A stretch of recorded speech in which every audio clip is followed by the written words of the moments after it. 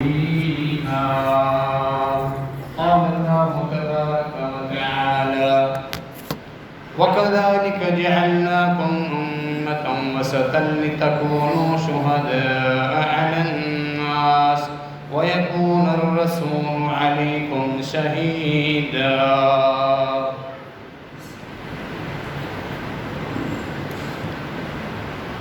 سورۃ البقرہ میں دوسرا پارہ جہاں سے شروع ہو رہا ہے، قبلے کی تبدیلی کی اجازت جب اللہ رب العالمین نے نازل فرمائی، وہاں اس امت کو خوشخبری سنائی۔ یہ امت وسط ہے، امت اعتدال ہے۔ اس امت کے اندر میانہ روی، ان کے نظریات میں، عقائد میں، عبادات میں، دنیاوی معاملات میں، حقوق اللہ، حقوق العباد کے درمیان ہر معاملے میں اللہ رب العالمین نے ایک اعتدال نازل فرمایا ہے اس شریعت میں۔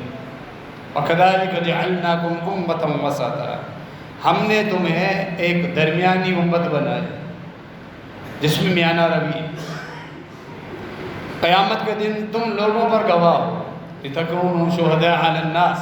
قرآن مجید تم نے پڑھا جس میں سابقہ انبیاء کا ذکر، اللہ رب العالمین کی طرف سے انہوں نے اپنی امانت مکمل کی، ایمان لانے والے ان کی امت کے لوگ اور ان کی انکار کرنے والے، قیامت کے دن یہی امت گواہی دے گی۔ انہوں نے قرآن پڑھا اور اللہ کے نبی علیہ الصلوۃ والسلام کی احادیث میں یہ سب کچھ سنا۔ اللہ اس امت کو سابقہ امتوں کے خلاف گواہ بنا کر لائے گا۔ جب وہ جہنم کو دیکھیں گے، انکار کر دیں گے، تو یہ امت گواہی دے گی۔ نوح علیہ الصلوۃ والسلام آئے، شعیب علیہ الصلوۃ والسلام آئے، صالح علیہ الصلوۃ والسلام، لوط علیہ الصلوۃ والسلام، سیدنا ہود علیہ الصلوۃ والسلام، سیدنا ابراہیم، موسیٰ، ہارون، تمام انبیاء آئے اور اللہ کی امانت پوری کی۔ وَيَكُونَ الرَّسُولُ عَلَيْكُمْ شَهِيدًا، میرا یہ رسول بھی تمہارے اوپر گواہی دے گا قیامت کے دن۔ حجۃ الوداع میں انہوں نے تم سے پوری گواہی دی، کیا هل بلغت، اللہ کا نازل کردہ دین پورا پہنچایا؟ کوئی کمی، کوئی اشکال، کوئی ایسی چیز شریعت کے معاملے میں جو ابھی تک تم نے نہ سمجھی ہو؟ اللہ کا تعارف، جنت، جہنم، میدان حشر، وہاں کا حساب و کتاب، نیکی کے راستے، گناہ سے بچنے کے راستے، ہلاک کرنے والی چیزیں، تمہارے حقوق، نکاح طلاق کے معاملات، حلال و حرام کے معاملات، کیا سارے میں نے مکمل بتائے ہیں؟ کیا یہ اللہ کی امانت پوری کی؟ قالوا بلغت قد ادیت ونصحت، اے اللہ کے نبی صلی اللہ علیہ وسلم، آپ نے اس امت کی پوری خیر خواہی کی ہے، پورا حق ادا کیا، پورا دین بیان کر دیا۔ نبی علیہ الصلوۃ والسلام کی گواہ بنے۔ میانہ روی اس امت کا ایک خاصہ ہے، ایک خوبصورت صفت ہے جو اللہ رب العالمین نے فطرت کے حساب سے اس امت میں شریعت میں نازل فرمائی ہے۔ عبادت کے شوق میں 3 صحابہ آتے ہیں، صحیح بخاری کا معروف واقعہ، اور یہ عزم کرتے ہیں، نبی علیہ الصلوۃ والسلام کی عبادات سنتے ہیں، رمضان کے علاوہ نفلی روزے رکھتے بھی ہیں، چھوڑتے بھی ہیں۔ پیغمبر کا عمل میانہ روی اور وسط پر تھا، اور امت کے لیے ایک بہترین نمونہ، نہ اس سے تم آگے بڑھ سکتے ہو نہ کمی کر سکتے۔ نوافل میں جہاں تک استطاعت ہو، فرائض میں کمی نہیں کر سکتے، لیکن نوافل میں پیغمبر کی جو لکیر ہے عبادات میں، اس حد سے آگے تجاوز نہیں کر سکتے۔ لیکن صحابہ کرام جذبات میں جب پتہ چلا کہ رات کو جاگتے بھی ہیں، عبادت بھی کرتے ہیں، روزے بھی رکھے ہیں اور چھوڑتے بھی ہیں، ہم چونکہ گنہگار ہیں، اللہ کے نبی علیہ الصلوۃ والسلام معصوم ہیں، ہم مسلسل روزے رکھیں۔ ایک نے یہ عزم کیا، دوسرے نے یہ عزم کیا کہ نکاح کرنے کے بعد بیوی کے حقوق اور معاملات، پھر اولاد ہو، عبادات پہ خلل آئے گا، میں شادی نہیں کروں۔ تیسرے نے عزم کیا ہمیشہ روزے رکھتا رہوں۔ گھر والوں نے بتایا کہ آپ کے 3 صحابہ یہ عزم کر کے گئے، فوراً اسی وقت صحابہ کو جمع کیا، منبر پر تشریف فرما ہوئے اور اعلان فرمایا کہ یہ جذبات تمہارے غیر شرعی ہیں، سب سے زیادہ تقویٰ وہی ہے جو میں نے تمہیں عمل کر کے دکھایا۔ فرمایا میں نے نکاح بھی کیے ہیں، میں رات کو آرام بھی کرتا ہوں، عبادت بھی کرتا ہوں، میں روزے رمضان کے علاوہ نفلی روزے رکھتا بھی ہوں، چھوڑتا بھی ہوں۔ یہی دین ہے، یہی میانہ روی ہے جس میں انسان کے اپنے آرام کو بھی وقت دیا گیا ہے، جس میں نکاح کرنے کے بعد بیوی اور بچوں کے حقوق بھی ہیں، والدین کے بھی حقوق ہیں، اللہ کی عبادات کے اوقات مقرر ہے، تو پھر بیوی بچے اور والدین کے بھی حقوق مقرر ہیں۔ فرمایا میں روزے رکھتا بھی ہوں، چھوڑتا بھی ہوں۔ انسان کی اپنی صحت ہے، اللہ کی نعمتیں ہیں کھانے پینے کے لیے، کچھ ایسے دن بھی رکھو کہ اللہ کی نعمتوں سے تم لذتیں حاصل کرتے رہو اور مستفید ہوتے رہو۔ یہ دین فمن رغب عن سنتی فلیس منی، کیا سخت الفاظ، میری سنت اور اس طریقے سے جو منہ موڑے گا، چاہے وہ کتنی مشقت اٹھائے، اس کا مجھ سے کوئی تعلق نہیں، جو مجھ سے بھی آگے بڑھنے کی کوشش کرے۔ یہی میانہ روی کا دین ہے جو اللہ کے نبی علیہ السلام نے سکھلایا۔ اللہ رب العالمین کا تعارف، اللہ رب العالمین کی صفات، اللہ کی ذات، عقیدہ توحید، اسماء و صفات، تقدیر پر ایمان، ایمان کا بڑھنا اور گھٹنا، ان تمام چیزوں میں اس امت کو میانہ روی بتلائی گئی۔ ایمان قبول کرنے کے بعد جب انسان سے گناہ سرزد ہو جائے، اہل سنت والجماعت ہر کسی گنہگار کو کافر کا فتویٰ نہیں دیتے، مشرک کا فتویٰ نہیں لگاتے، اس پر منافق ہونے کی اسٹیمپ نہیں لگاتے۔ بڑی احتیاط سکھلائی گئی ہے اہل سنت والجماعت کے ورثاء نے، علماء نے، بڑوں نے، سلف صالحین نے، یکدم ہر کسی پر منافق ہونے کا فتویٰ، کافر ہونے کا فتویٰ، مشرک ہونے کا فتویٰ نہیں، جب تک وہ اعلانیہ دین اسلام کے شعائر کا انکار نہ کرے، یا جو نواقض اسلام، وہ چیزیں کہ واضح طور پہ انسان اسلام سے خارج ہو جاتا ہے، ان کے علاوہ کسی پر آپ فتویٰ بازی نہیں کر سکتے۔ لیکن میانہ روی دیکھیں اہل سنت والجماعت کی، اور مقابلے میں گمراہ فرقے پیدا ہوئے ایمان کے متعلق۔ مرجیہ کا معروف فرقہ صحابہ تابعین کی دور میں نمودار ہوا، ظاہر ہوا، ارجاء کے نام سے لوگوں کو غلط امیدیں دلائی کہ ایمان ایک بسیط چیز ہے جس میں کبھی کمی نہیں آئے گی، خواہ تم کتنے گناہ کرتے رہو، زنا کرتے رہو، چوریاں کرتے رہو، جھوٹ بولتے رہو، لوگوں کے حقوق پہ ڈاکے مارتے رہو، حرام کھاتے رہو، تمہارا ایمان اسی طرح رہے گا۔ اہل سنت و جماعت نے ٹوکا نہیں، حدیث موجود ہیں، واضح طور پہ قرآن مجید کی آیات موجود ہیں، گناہ کرنے سے انسان کا ایمان گھٹنا شروع ہو جاتا ہے، سکڑنا شروع ہو جاتا ہے، حتیٰ کہ یہ بڑے گناہ، زنا، شراب پینا، چوری کرنا، ڈاکہ ڈالنا، یہ ایسے خطرناک گناہ ہے کہ ایمان انسان کی روح سے، اندر سے نکل جاتا ہے، صرف صاحبان کی طرح ایمان کی تھوڑی سی رمق، تھوڑا سا سایہ اس پہ باقی رہتا ہے۔ یہ تم کیسے کہتے ہو کہ اس ایمان میں کوئی فرق نہیں؟ ان کے مقابلے میں، مرجیہ کے مقابلے میں خارجی آئے، اس قدر متشدد، سیدنا علی بن ابی طالب امیر المومنین، خلیفہ رابع، ان کے مقابلے میں یہ خارجی نکلے۔ انہوں نے خود صحابہ کرام پر بھی کفر کے فتوے لگائے کہ ہر وہ آدمی جو تھوڑا سا بھی گناہ کرے وہ کافر ہے، وہ اسلام سے خارج ہے۔ جھوٹ بولا کافر، چوری کی کافر ہو گیا، زنا کیا کافر ہو گیا، اسلام سے خارج۔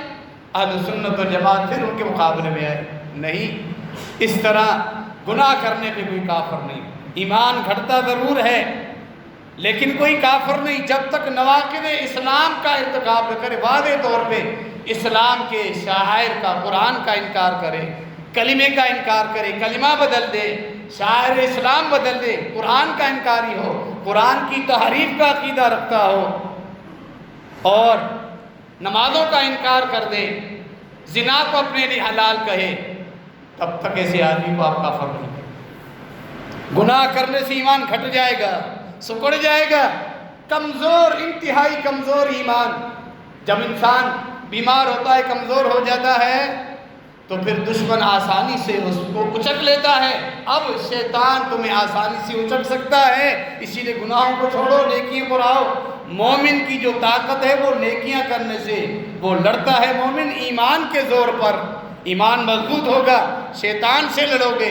ان ان الشیطان لکم عدو فاتخذوہ عدوا، شیطان تمہارا دشمن ہے، تم بھی اس کے ساتھ دشمنی کرو۔ کیسے؟ ایمان کو مضبوط بناؤ، اللہ کے ساتھ تعلق، عقیدہ، پھر عمل، نیکیاں، فرائض، نوافل، صدقات، قرآن سے تعلق، ذکر و اذکار، لوگوں کی خدمت، لوگوں کو نفع پہنچانا، فائدہ پہنچانا، اپنی ہاتھ اور زبان سے لوگوں کو تکلیف نہ دینا۔ ایمان تمہارا نکھر کے اس قدر مضبوط ہو جائے، ایک ڈھال بن جائے، شیطان تمہیں نقصان نہیں پہنچا سکے۔ اسی ایمان کے زور پر تم لڑائی کرتے۔ ایمان کا مضبوط ہونا ضروری ہے۔ تو گناہ کرنے سے ایمان سکڑ جاتا ہے، لیکن جب تک کوئی کفر یا کام نہ کرے اس کو یکدم اسلام سے خارج قرار نہیں دیا جائے۔ یہ اعتدال ہے تمام معاملات میں اہل سنت والجماعت۔ اللہ رب العالمین کی صفات کے متعلق بھی دیکھیں، یہ ایمان کے متعلق تھوڑا تعارف آپ نے سنا۔ اللہ السمیع ہے، البصیر ہے، العلیم ہے، اللہ رب العالمین القدیر ہے، یہ سب اللہ کی صفات ہیں۔ اہل سنت والجماعت کیا کہتے ہیں؟ لیس کمثلہ شیء وہو السمیع البصیر، سورہ شورى جس میں اللہ نے اصول بیان کر دیا اپنی صفات کے تعارف کا۔ اللہ کے مشابہ کوئی مخلوق نہیں، کوئی مخلوق اللہ کے مشابہ نہیں، اور وہ السمیع بھی ہے، البصیر بھی ہے، وہ سنتا بھی ہے اور دیکھتا بھی ہے، مشابہ کوئی۔ یہی اصول بنایا گیا کہ اللہ رب العالمین سمیع ہے لیکن لوگوں کے مشابہ نہیں۔ لوگ، اللہ نے فرمایا فَجَعَلْنَاهُ سَمِيعًا بَصِيرًا، اس انسان کو ہم نے سمیع بھی بنایا، سننے والا، بصیر بھی بنایا، دیکھنے والا، لیکن اللہ جس معنی میں بصیر ہے اس معنی میں یہ مخلوق نہیں۔ یہ تو اپنی چار دیوار کے اندر دیکھتے ہیں، وگرنہ دیوار کے پیچھے کیا ہو رہا ہے، دیوار کے اس دیوار کے پیچھے کیا ہو رہا ہے، کون آ رہا ہے، جا رہا ہے، ہم انسانوں کو پتہ ہے۔ اللہ رب العالمین ساتوں آسمانوں، ساتوں زمینیں، جنگلات، سمندر کی گہرائی، اس کے علاوہ اس کائنات کے اندر کیا گہرائی اللہ نے چھپا کے رکھی ہے جو ہمارے علم میں نہیں۔ ایک ایک چپے سے، ذرے سے اللہ واقف ہے۔ جب وہ حرکت بھی کر رہا ہے اللہ کے حکم سے حرکت کرتا ہے، اللہ دیکھ رہا ہے، حرکت کی آواز بھی اللہ رب العالمین سن رہا ہے، خود عرش پر مستوی ہے۔ یہ اہل سنت والجماعت کا عقیدہ صفات کے بارے میں۔ مشبہہ آئے، گمراہیاں جب آہستہ آہستہ پھیلنے لگی، لوگوں نے اپنے جذبات کو دین بنایا، قرآن حدیث سے ہٹنے لگے، انہوں نے صفات کو تسلیم کیا۔ اللہ کی صفات ہم مانتے ہیں، چونکہ لفظ ایک جیسا ہے تو معاذ اللہ جس طرح مخلوق سمیع اور بصیر ہے، علیم اور قدیر ہے، اللہ بھی ایسا ہی علیم اور قدیر ہے، سمیع اور بصیر۔ اہل سنت والجماعت نے کہا نہیں، اللہ کی صفات ہیں، مخلوق کی طرح نہیں۔ لیس کمثلہ شیء، ان کو سامنے رکھو، اللہ کے مشابہ کوئی مخلوق نہیں، نہ کوئی فرشتہ، نہ کوئی پیغمبر، نہ کوئی ولی اللہ، نہ قطب نہ ابدال، اللہ کے مشابہ کوئی مخلوق نہیں۔ اس کی صفات ہیں۔ ان کے مقابلے میں معتزلہ آئے، انہوں نے کہا کہ اگر اللہ کی صفات کو مانے تو مخلوق کی بھی وہی صفات، لہذا یہ توحید کے منافی ہے، ان صفات کا انکار ہی کر دیا۔ یا پھر اہل سنت والجماعت ان کو ڈھوکا نہیں، اللہ کی صفات ثابت ہیں، جب مخلوق کے مشابہ نہیں ہیں تو تمہیں انکار کرنے کی کیا ضرورت، ان کو ماننا ہے، انکار کرنے سے آپ گمراہ ہو جاؤ۔ السمیع ہے وہ، البصیر ہے، القدیر ہے، الباسط ہے، الحکیم ہے، العزیز ہے، القوی ہے، بے شمار صفات ہے اللہ رب العالمین کی۔ جو 99 نام آتے ہیں، صحیح بخاری کی حدیث، جس نے اللہ کے 99 نام یاد کر لیے وہ جنت میں داخل ہو جائے گا۔ اہل سنت و جماعت کا اتفاق ہے ان 99 ناموں کا علم اللہ نے زمین پہ اتارا ہے، وگرنہ اللہ کے اسماء بے شمار ہیں جو ہم نہیں جانتے، ان کی گنتی نہیں۔ اللہ کی صفات بھی بے شمار ہیں جو اللہ کے پاس راز ہے۔ تو اللہ رب العالمین کی صفات کو اسی طرح میانہ روی، ان کی مشابہت مخلوق کے ساتھ نہیں، اور ان کو تسلیم بھی کرنا۔ تقدیر پر ایمان، اس میں میانہ روی دیکھیں، جو 50,000 سال پہلے لکھا جا چکا اس سے ذرہ برابر بھی کوئی فرق نہیں پڑے گا۔ ساری مخلوق اللہ کی لکھی ہوئی تقدیر کے مطابق ہی عمل کرتی رہے گی، اس پر ایمان لازم ہے۔ جو ایمان کی 6 جزیات ہیں ان میں سے ایک جزوی ہے۔ اس کا مطلب یہ نہیں ہے کہ پھر سب کو چھوڑ چھاڑ کے بیٹھ جاؤ، نہیں، بلکہ دنیاوی معاملات میں جنت کے اصول کے لیے عبادات میں محنت بھی کرنی۔ پھر تمہارا عقیدہ ہونا چاہیے ہم جو محنت کر رہے ہیں ہماری تقدیر میں لکھی ہوئی ہے، اللہ کی توفیق سے کر رہے ہیں، اللہ نے ہماری تقدیر میں لکھا ہوا ہے۔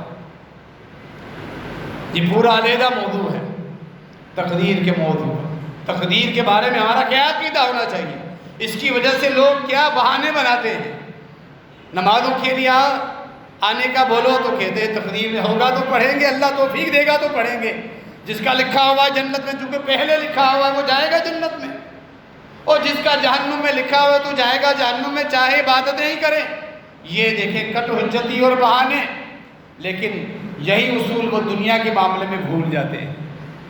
رزق بھی تو اللہ نے لکھا ہوا ہے، اس کے لیے صبح شام ایک کر دیتے، صبح سویرے گھر سے نکلتے ہو، محنت کر رہے ہو، سردی میں گرمی میں کاروباری معاملات میں اللہ کے فرائض بھی چھوڑے ہوئے ہیں، حلال و حرام کو بھی چھوڑا ہوا ہے، لگے ہوئے ہو کہ رزق آئے، تو وہاں بھی گھر میں بیٹھ جاؤ، تمہارے نصیب میں جو رزق لکھا ہوگا تمہیں گھر میں آ کر ملے گا۔ یہاں محنتیں ہو رہی ہیں، اور جب آخرت کا معاملہ ہو جنت اور جہنم کا، وہاں تقدیر کا بہانہ۔ اہل سنت والجماعت نے میانہ روی کا سبق دیا، تقدیر پہ ایمان رکھو، عبادتیں کرو، چاکو جو بند ہو جاؤ، کمر بستہ ہو جاؤ، کمر کس لو عبادات کے لیے، گناہوں سے بچو، اور دنیاوی معاملات میں جو حلال ہیں ان کو حاصل کرنے کی پوری کوشش کرو۔ ہر معاملے میں آپ کو اعتدال ملے گا، اہل سنت والجماعت ہر معاملے میں۔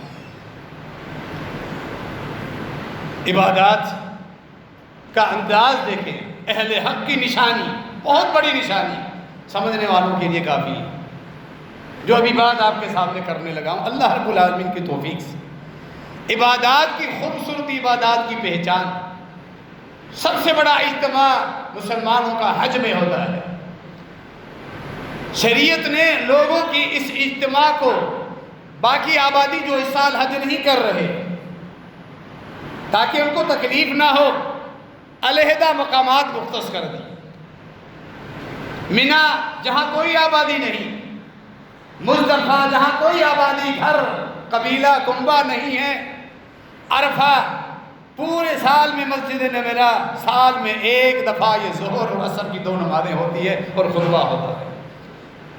25-30 لاکھ کی تعداد میں لوگ جا کے وہاں جمع ہوتے ہیں، جو آبادیاں ہیں وہ اپنی زندگی آرام سے گزار رہے ہیں۔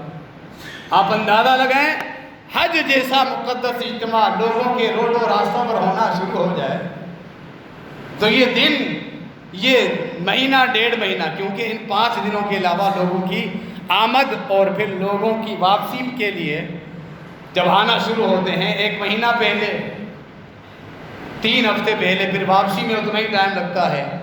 جو آبادیاں ہیں کس قدر وہ ہیک ہو جاتی، رک جاتی، معاملات سارے رک جاتے ہیں، خرید و فروخت کے معاملات، ضروریات کے معاملات، ایمرجنسی میں بیماری ہوتی تو مریض کو لے کے کہاں جاتے، حاجیوں کا اجتماع، روڈوں پر رش، روڈ بلاک۔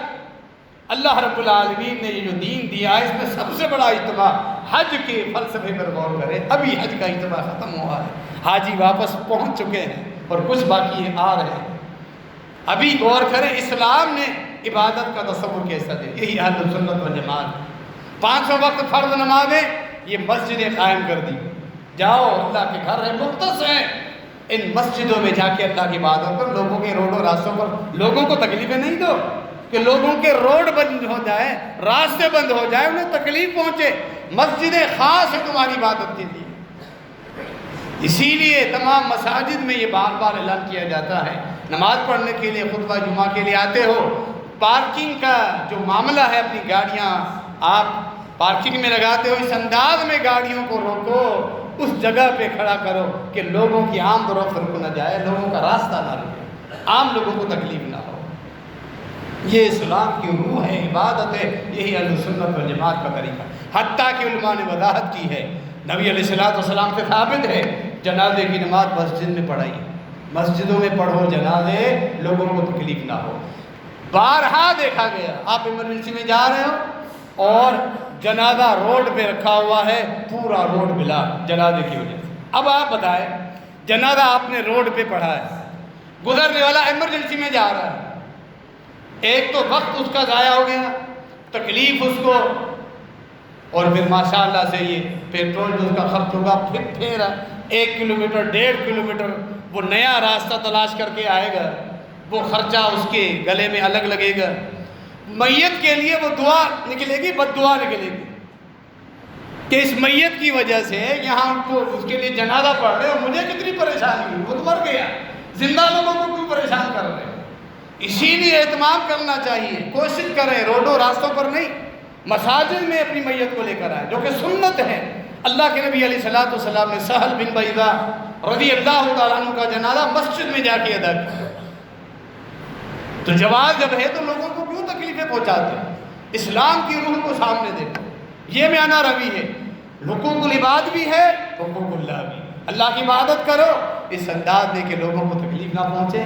5 وقت فرائض میں بھی امام کو پابند کیا گیا، اتنی لمبی نمازیں نہیں پڑھاؤ کہ پیچھے کمزور ہوں، بوڑھے ہوں، کام کاج کرنے والوں ہوں، ان کو تکلیف ہو جائے، وہ تھک جائیں اور اللہ کی عبادت سے وہ اکتانے لگے، تمہاری وجہ سے وہ اس عبادت سے کہیں متنفر نہ ہو جائے۔ ہلکی نمازیں پڑھاؤ کہ وہ خوشی خوشی اللہ کی عبادت کے لیے آتے رہیں۔ یہ صرف اشارے دے رہا ہوں، بے شمار احادیث موضوعات پر موجود۔ یہ خوبصورتی ہے ہمارے دین کی، حقوق العباد بھی اور حقوق اللہ بھی۔ دنیا میں آپ کام کاج کرو، محنت کرو، حلال کاروبار کرتے رہو، لیکن جب 5 وقت کے فرائض ہو جائیں اپنے کام کاج چھوڑ کے اللہ کے لیے حاضری پہ آنا لازم۔ فجر نماز کے بعد ظہر کو تم فارغ، اپنے دنیاوی معاملات حل کرو، 5 نمازوں کے درمیان اپنے دوستوں سے ملنا ہے، معاملات کرنے ہیں، کاروباری معاملات ہیں، وہ کرتے رہو، عشاء کے بعد خوب جا کے آرام کرو، پھر فجر میں آؤ۔ اس طرح یہ ایک بیلنس اللہ رب العالمین نے اعتدال ہمیں دیا ہے عبادات۔ کاروبار کے پیچھے اس طرح پڑ جانا کہ حلال حرام کا فرق نہ کرنا اور اللہ کے فرائض ہی چھوڑ دینا۔ امام بخاری رحمہ اللہ، قربان جائیے، محدثین کو اللہ نے کتنی فقاہت اور سمجھ عطا فرمائی تھی۔ کتاب البیوع، کھیتی باڑی کے مسائل، حدیث کی کتابوں میں سارے مسائل کا حل موجود ہے، خرید و فروخت، کھیتی باڑی کے مسائل، کھیتی میں پانی لانے کے اصول، اور پھر وہاں ان کی حد بندی، کتنا پانی روکے پھر آگے پانی چھوڑے، وغیرہ وغیرہ، محدثین نے سارے مسائل جمع کر دیے۔ وہاں ایک جگہ امام بخاری رحمہ اللہ عنوان قائم کرتے ہیں، جب کھیتی باڑی کے آلات انسان کے اوپر غالب ہو جائیں اور اللہ کے فرائض چھوڑنے لگے تو وہ ذلت کا سبب بن جاتے ہیں۔ یہ تطبیق قائم کی، یعنی اللہ کے فرائض پورے کرو اور حلال حرام میں فرق کرتے ہوئے محنت کرو، تمہاری بنی ہے، زمین ہے، کھیتی باڑی کرتے رہو، کاروبار کرتے رہو، دکانیں چلاتے رہو، لیکن فرائض وقت پہ ادا کرو تو پھر بہترین ہے، لوگوں سے محتاجی سے بچ جاؤ گے، اپنی ضرورتیں پوری کرو گے، بچوں کی ضرورتیں پوری کرو گے، لیکن سب کچھ دنیا کو بنا لو گے اور اللہ کو چھوڑ دو گے، پھر سوائے ذلت کے اور کچھ نہیں ملے گا۔ تمہارا بھی حق، بچوں کا بھی حق، بیوی والدین کا بھی حق اور اللہ کا بھی حق، سب کے اندر اللہ رب العالمین نے ایک بیلنس رکھا ہے۔ ابو امامہ باہلی تابعین کہتے ہیں، صحابہ تابعین کا دور ہے، ہم ایک گھر میں داخل ہوئے، ہمارے ساتھ خوش نصیب تھے صحابی رسول کی صحبت، ان کے ساتھ بیٹھنا تابعین کے لیے خوش نصیبی تھی کہ یہ چند لمحے ہم ایک صحابی کے ساتھ چلے، خوش نصیب تھے، صحابہ خوش نصیب تھے، نبی علیہ السلام کی صحبت ان کو ملی، تابعین خوش نصیب تھے، صحابہ کرام کی ان کو صحبت ملی، پھر تبع تابعین خوش نصیب تھے کہ ان کو تابعین کی صحبت ملی۔ تو اس طرح وہ خوش نصیب زمانہ تھا جو بیت چکا ہے۔ ابو امامہ باہلی کے ساتھ ہم ایک گھر میں داخل ہوئے، وہاں کھیتی باڑی کرنے کا ایک آلہ پڑا ہوا، ہل جس سے زمین کو پھاڑتے ہیں لوہے کا، وہ پڑا ہوا تھا۔ ابو امامہ باہلی نے دیکھا، فرمایا میں نے اللہ کے نبی علیہ السلام سے سنا، حدیث بیان فرمائی، لا يدخل هذا في بيت قوم الا ادخله الذل، یہ آلات اگر کسی گھر میں داخل ہوں اللہ اس گھر میں ذلت اور پھٹکار نازل کرتا ہے۔ یہ اللہ کے نبی علیہ السلام کی حدیث، صحیح بخاری۔ امام بخاری رحمہ اللہ نے اس حدیث میں جو اشکال ہے وہ اوپر بیان کر دیا۔ یہ کب ہے؟ جب کھیتی باڑی کے آلات گھروں میں آنا شروع ہو جائیں تو ذلت اور رسوائی جب انسان کے اوپر کھیتی باڑی کرنا اس قدر غالب ہو جائے کہ وہ اللہ کے فرائض چھوڑنے لگے. کھیتی باڑی رات کو سردیوں میں اپنی پانی کی باری لینے کے لیے کھیتی میں کھڑا ہوا ہے, سخت سے ڈرتی ہوئی سردی میں محنت کر رہا ہے, لیکن آتا فجر کو نہیں تو ذلت ہی آئے گی. سخت گرمی میں دھوپ میں کام کر رہا ہے, اللہ کا فریضہ ادا کرنے کے لیے نہیں آ رہا تو پھر تو ذلت ہی آئے گی. لوگ تو گاڑیاں اٹھا رہے ہیں اس قدر گرمیوں میں, اینٹیں اٹھا رہے ہیں, ٹرالی کھینچ رہے ہیں, مستری اپنا کام کر رہے ہیں, بالکل کام کریں, اپنے پیٹ کی ضروریات, بچوں کی ضروریات پوری کریں. اللہ کے حقوق کو, فرائض کو چھوڑ کے کام کر رہے ہو, پھر سوائے ذلت کے کچھ نہیں. یہ مفہوم ہے.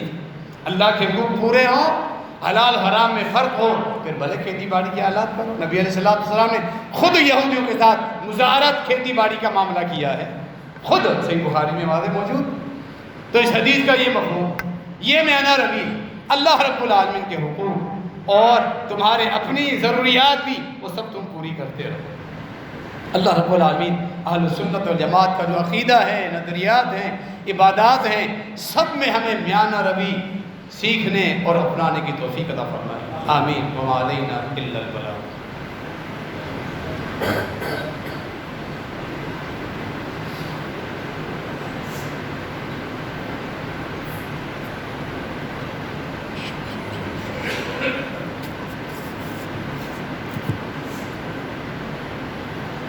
ان الحمد للہ نحمده ونستعینه ونستغفره ونعوذ باللہ من شرور انفسنا ومن سیئات اعمالنا من يهده الله فلا مضل له ومن يضلل فلا هادي له واشهد ان لا اله الا الله وحده لا شريك له وأشهد أن محمدًا عبده ورسوله. مروان بن حکم مدینہ کے گورنر تھے. انہوں نے پہلی دفعہ عید کی ایک نماز تھی, اپنے خدام کو حکم دیا وہ مسجد سے ممبر لے کر آئے عید نماز کے لیے, اور پھر اس کے بعد ممبر پر کھڑا ہو کر خطبہ دینے لگے. صحابہ تابعین کا دور, صحیح بخاری صحیح مسلم کے اندر یہ واقعہ موجود ہے. سیدنا ابو سعید خدری رضی اللہ تعالیٰ عنہ موجود. ابو سعید خدری رضی اللہ تعالیٰ عنہ مروان بن حکم کو جب ممبر پہ چڑھنے لگا تھا خطبہ دینے کے لیے, پیچھے قمیص کو, جبے کو پکڑ لیا, اترا نیچے اترا. اللہ کے نبی علیہ الصلوۃ والسلام, سیدنا ابوبکر صدیق, سیدنا عمر فاروق اور سیدنا عثمان غنی, سیدنا علی بن ابی طالب رضی اللہ عنہ, چاروں خلفاء اور نبی علیہ السلام کے چاروں نائب, انہوں نے پہلے نماز پڑھائی ہے پھر خطبہ دی. آپ پہلے خطبہ دے رہے.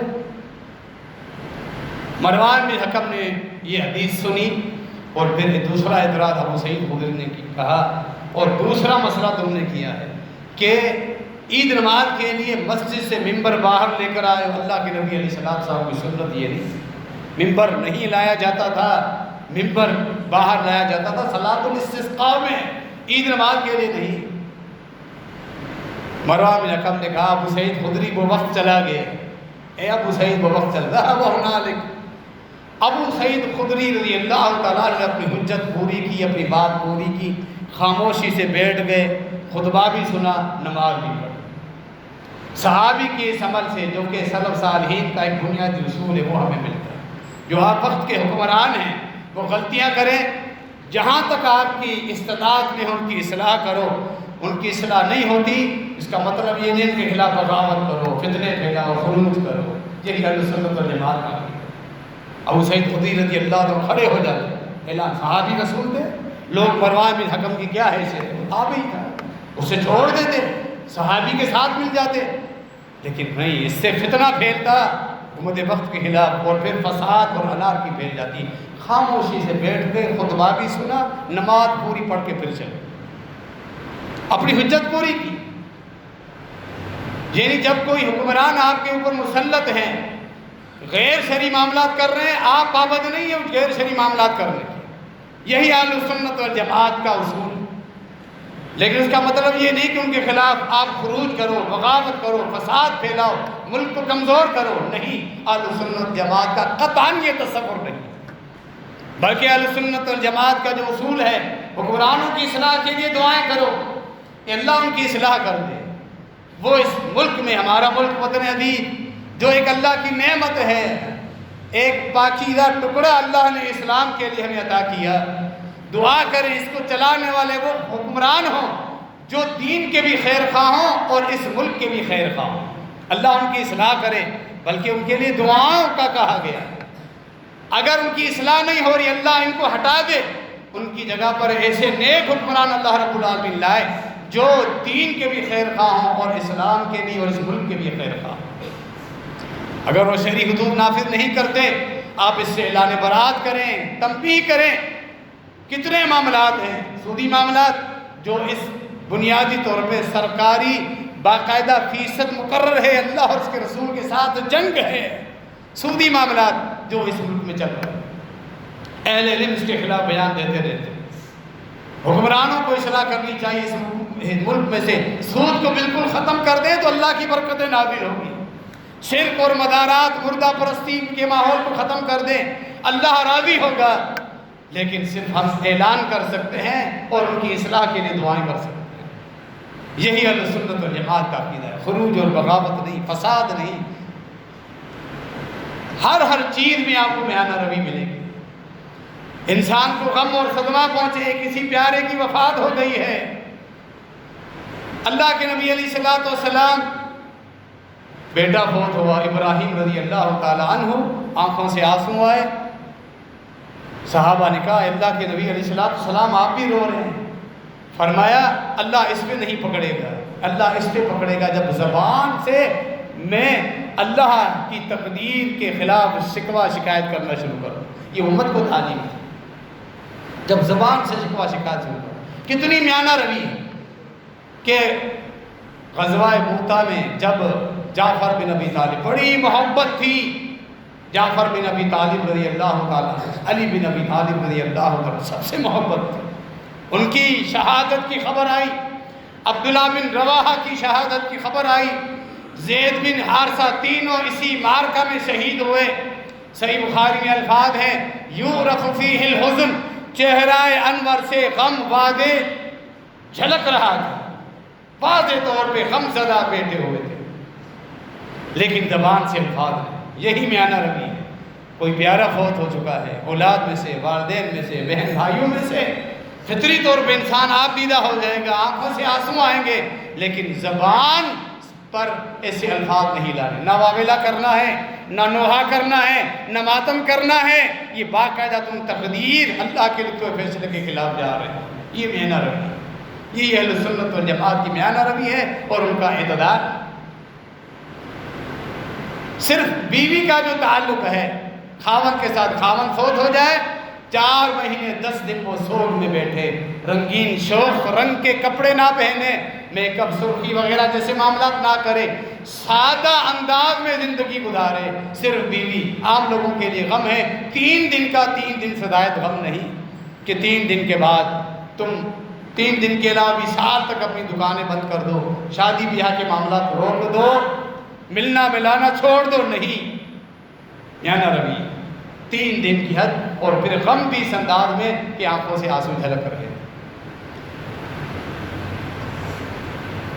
لیکن اس کے مقابلے میں قلوب کرنے والے کچھ گمراہ لوگ ایسے آئے، اہل البیت کے شہزادے، نبی علیہ السلام کے بیٹے، ہمیشہ بیٹا بلایا، سیدنا حسین رضی اللہ تعالیٰ عنہ کی واقعہ کربلا میں شہادت ہوئی، اس شہادت کو موقع بنا کے 3 دن غم زدہ ہونے کی کیا بات ہے، ہر سال غم کا انداز، اپنے آپ کو مارنا، پیٹنا، ماتم کرنا، اس کو باقاعدہ عبادت بنانا جلوس کی صورت میں، اور پھر اس پر مخصوص معاملات کرنا، تعزیے نکالنا اس انداز میں کہ یہ 10 دن پورے علاقے میں جہاں تمہارا تسلط ہے ان کو آپ راستے بند کر دو، لوگوں کا گھروں سے باہر نکلنا دشوار ہو جائے، لوگوں کی ضروریات سب بند ہو جائیں، رک جائیں، زندگی ایک اجیرن بن جائے، یہ دنیا کا نقشہ ہی بدل ڈالو، یہ نبی علیہ السلام کا دین نہیں، یہ اللہ کا دین نہیں۔ اہل سنت والجماعت اس کے مقابلے میں ایک مکمل علیحدہ اپنی حیت اور اپنی ہیبت، اپنا روب رکھتے ہیں۔ اس کا قطعاً مطلب یہ نہیں کہ وہ اہل بیت سے یا حسین رضی اللہ تعالیٰ سے محبت نہیں رکھتے، بلکہ جو گمراہیاں اس واقعہ کربلا اور شہادت کے نام پہ تم کر رہے ہو سب دین سے باہر ہے، سب دین سے باہر ہے۔ اگر اہل سنت والجماعت سے مقابلہ کرتے تو پھر سیدنا عمر رضی اللہ تعالیٰ عنہ بھی شہید ہوئے، ان کی شہادت کے ہر سال دن کو اسی طرح منایا جاتا۔ اہل سنت والجماعت بھی تو مقابلے میں آ سکتے تھے۔ عثمان غنی رضی اللہ تعالیٰ عنہ کی شہادت کا دن منایا جاتا، علی بن ابی طالب رضی اللہ تعالیٰ عنہ بھی شہید ہوئے ہیں، ان کی شہادت کا دن منایا جاتا۔ یعنی ایک مذہب اس کربلا کے بہانے ایسا تصور ہوا کہ علی رضی اللہ تعالیٰ عنہ کے یوم شہادت میں وہ معاملات نہیں جو حسین رضی اللہ تعالیٰ عنہ کی یوم شہادت میں معاملات۔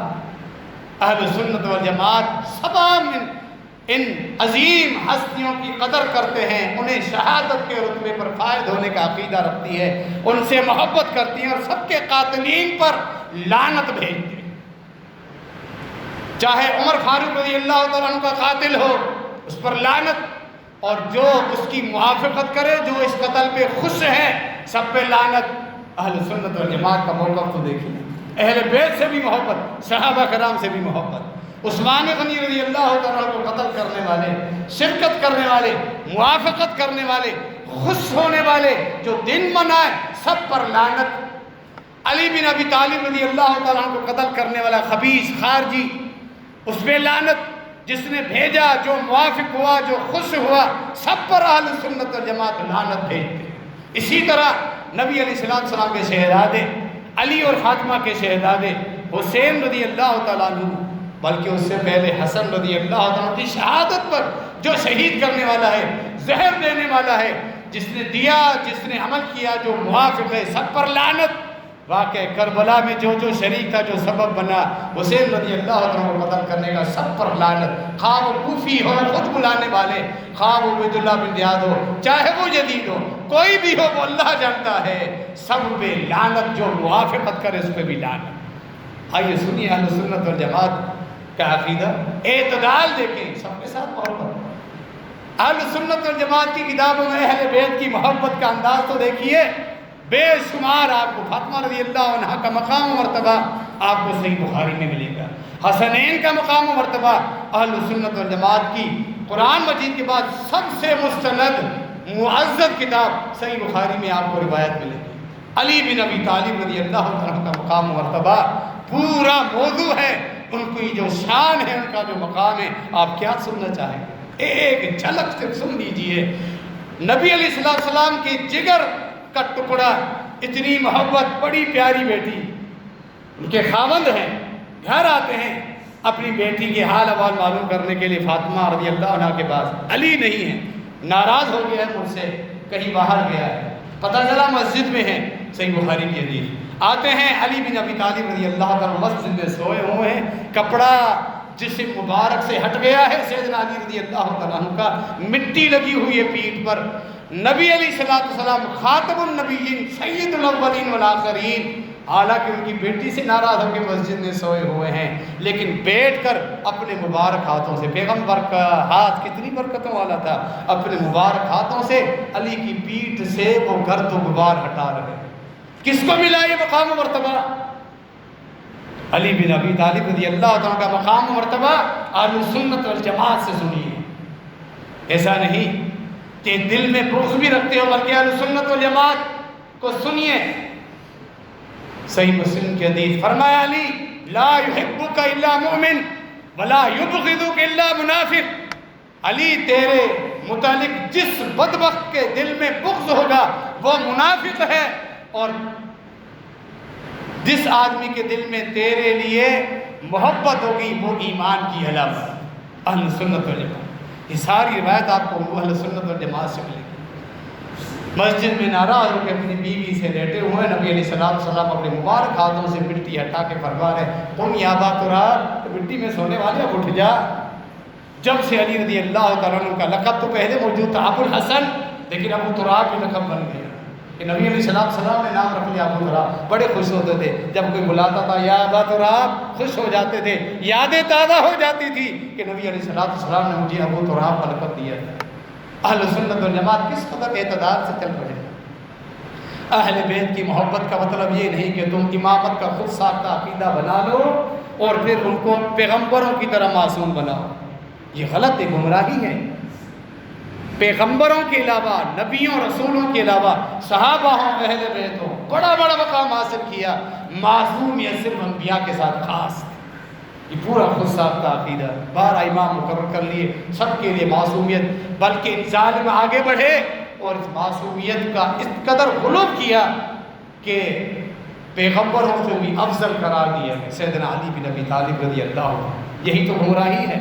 اہل سنت والجماعت جہاں آ کے تمہیں روکتی ہے، میانہ روی اختیار کریں، میانہ روی، غلو نہ کریں۔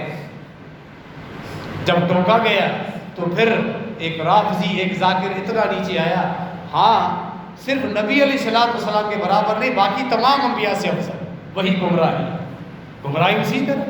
اہل سنت والجماعت کا عقیدہ اس انسانیت میں سب سے افضل انسان سب کے سب انبیاء ہیں، وگرنہ مقابلے میں وہ ابوبکر صدیق رضی اللہ عنہ کو لا دیا۔ تم نے علی رضی اللہ عنہ کو نبیوں سے افضل کہا، ہم کہتے ہیں کہ ابوبکر صدیق نبیوں سے افضل ہے، نہیں، افضل الناس بعد الانبیاء ابوبکر صدیق رضی اللہ عنہ، انبیاء کے بعد افضل ترین انسان سیدنا ابوبکر صدیق رضی اللہ عنہ۔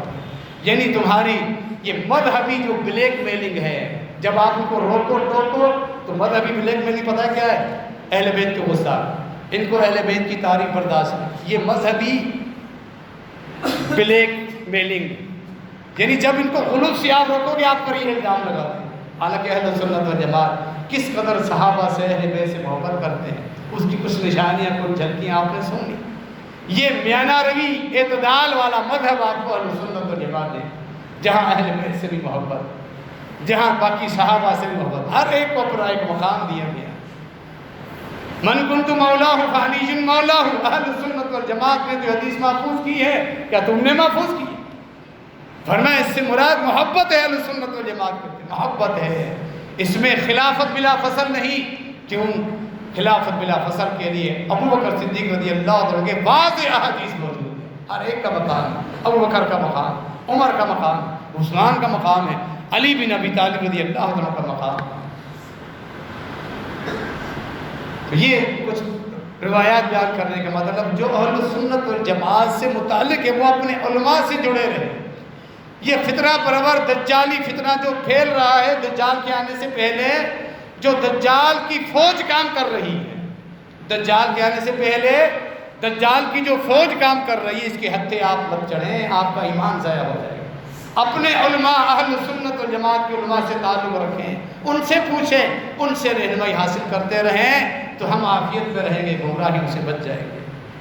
اللہ رب العالمین ہم سب کو حق نصیب فرمائے، تمام صحابہ اہل بیت سے محبتیں کرنے کی توفیق عطا فرمائے، ہر قسم کی گمراہیوں سے اللہ رب العالمین ہمیں محفوظ رکھے۔